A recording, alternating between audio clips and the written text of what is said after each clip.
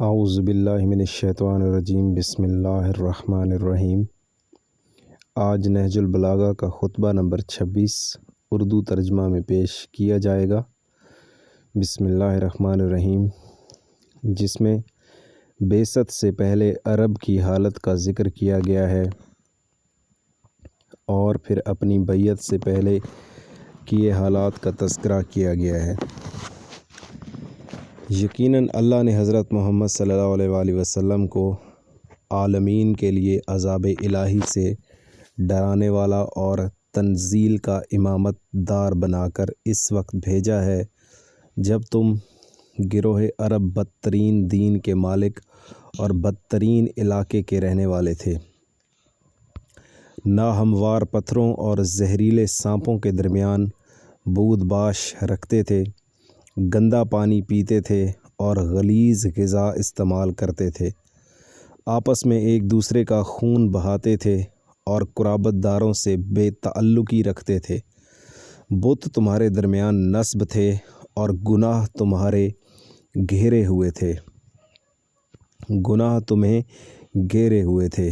بیعت کے ہنگام میں نے دیکھا کہ سوائے میرے گھر والوں کے کوئی میرا مددگار نہیں ہے، تو میں نے انہیں موت کے منہ میں دینے سے گریز کیا اور اس حال میں چشم پوشی کی کہ آنکھوں میں خس و خاشاک تھا۔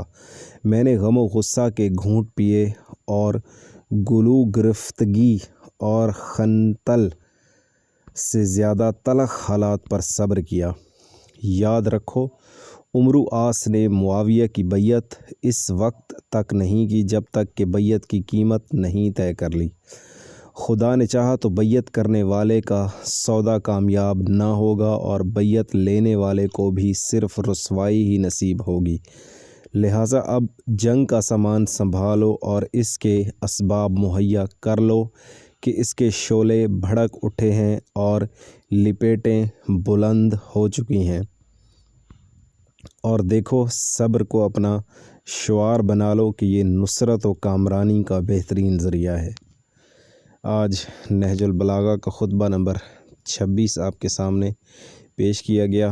امید ہے کہ آپ اس کو سن رہے ہوں گے اور میرے بابا جان کے لیے اور ہمشیرہ کے لیے دعا ضرور کرتے ہوں گے جو اس دنیا سے چلے گئے ہیں۔ اللہ تعالیٰ ان کی مغفرت فرمائے۔ جزاک اللہ، آمین۔